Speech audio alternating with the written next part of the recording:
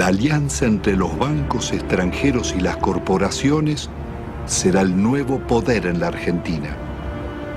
Después de 7 años de plan neoliberal, el gobierno de la dictadura deja un país hipotecado con una deuda externa de 45.000 millones de dólares. La mitad es deuda privada.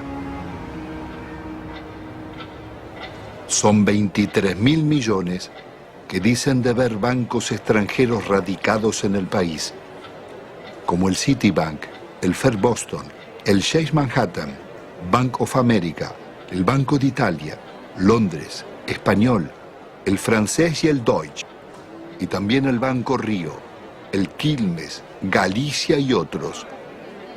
Multinacionales como ESO, Fiat, IBM, Ford, Mercedes-Benz, Swift, Pirelli, los grupos empresarios locales de Pérez Compán, Bulguerón y Bridas, Macri, Techin, Fortabat, Pescarmona, Gruneisin, Soldati, Cogasco, Celulosa y otras. Una descomunal deuda privada que un alto funcionario de la dictadura le pasaba al Estado, Domingo Cavallo. Doctor Domingo Felipe Cavallo. Convertido en superministro de Economía de los gobiernos de Menem y de la Rúa, sería responsable del permanente crecimiento de la deuda y de los mayores despojos que sufriera el pueblo argentino.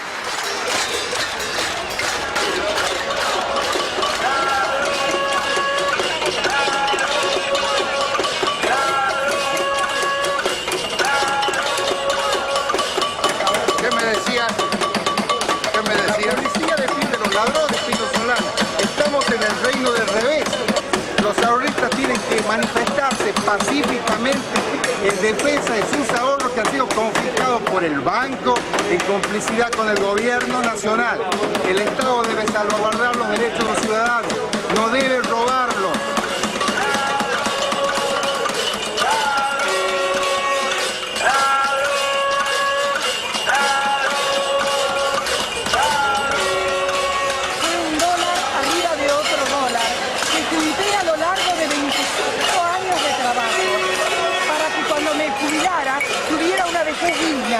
Cosa que el gobierno no me da.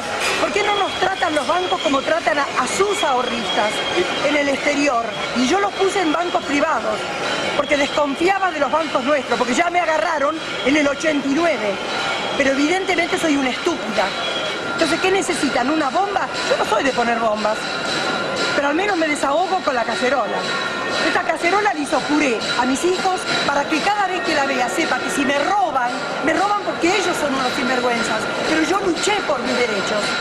Yo fui el decano de los canonistas de Avellaneda, 65 años vendiendo diario y todos mis ahorros están en el Citibank. ¿Por qué no me lo devuelven? El gerente me dijo que me lo iban a devolver. Mentira, mentira y mentira. Y todos mis ahorros del sacrificio de mi vida los tengo ahí.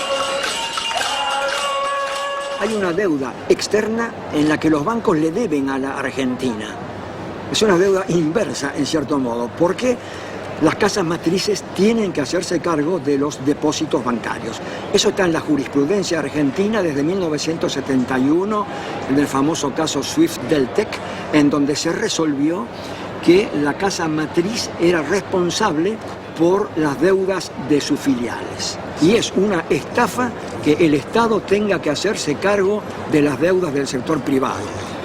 ¿Y el caso de nuestra deuda externa? La deuda está plagada de ilegitimidades. Primeramente hay una ilegitimidad de fondo. Es ilegítimo pagarle a los bancos cuando hay 18 millones de pobres y 9 millones de indigentes. Hay una prioridad humana en esto. Segundo, hay usura. La usura está aprobada tanto que si se hubiera aplicado una tasa de interés normal, la deuda externa se hubiera terminado de pagar en 1988. ¿Pero cómo fue la estafa? Hubo préstamos de las casas matrices a las filiales que eran movimientos intracompañía, que esos préstamos eran considerados deuda externa, cuando en realidad eran movimientos dentro de la misma empresa. se compraban dólares.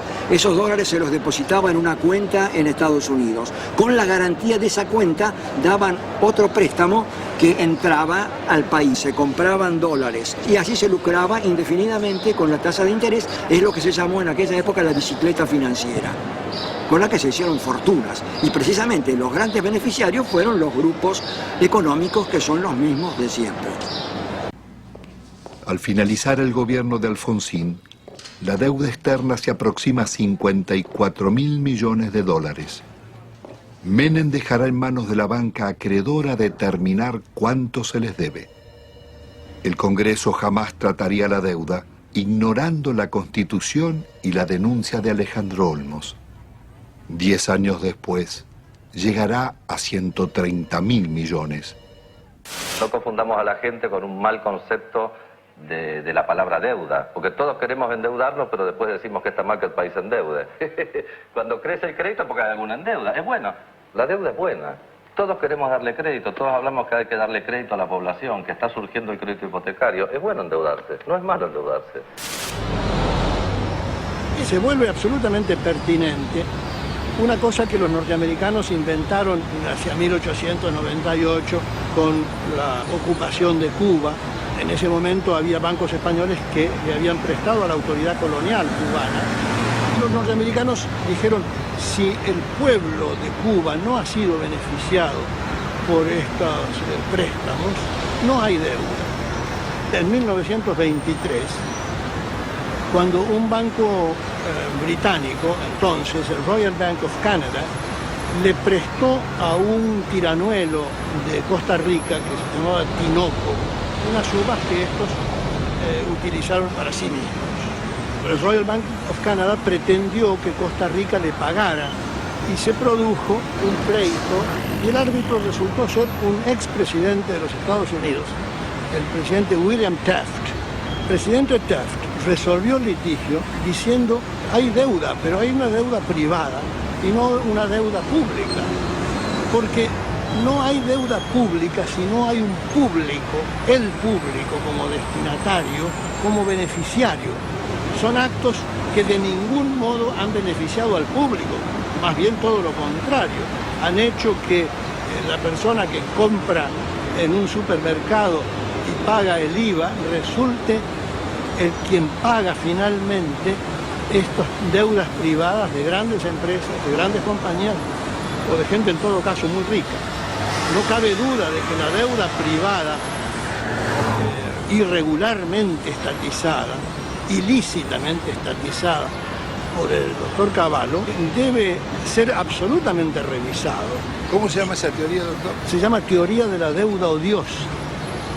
Una directora del Fondo Monetario Internacional, Karen Lissaker, representando a los Estados Unidos, dijo, si aplicáramos la teoría de la deuda odiosa, toda la deuda del tercer mundo se caería.